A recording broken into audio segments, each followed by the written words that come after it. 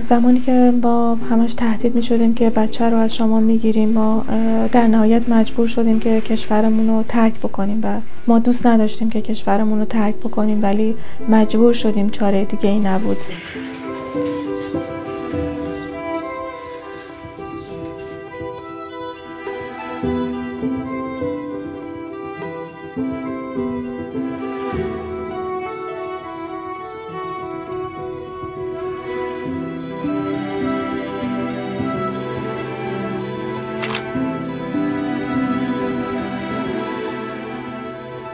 علوم پزشکی خودش منو اخراج کرد. حتی قبل از صدور حکم تمام 18 سال سابقه کاری منو نادیده گرفتن و منو به خاطر ایمان به عیسی مسیح اخراج کردن.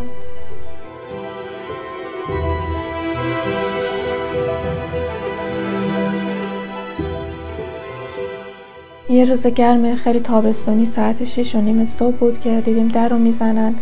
10 نفر وارد خونه شدن و من خیلی نگران بچه‌م بودم و ازشون خواهش کردم که اجازه بدن کسی رو پیدا کنم که بتونن بچه‌م رو بهشون بسپارم، ولی قبول نکردن.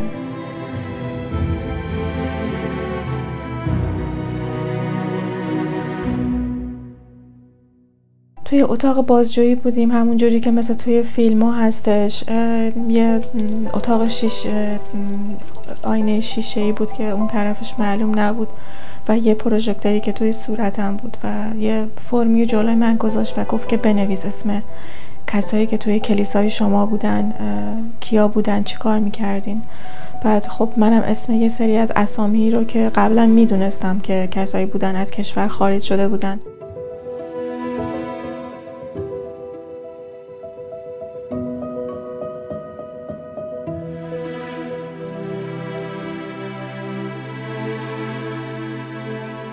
نگران بودم و همش دعا میکردم و میگفتم که خدایا، عیسی مسیح، تو این بچه رو به من دادی و تو خودت این بچه رو برای من محافظت کن و این بچه رو به من برگردون.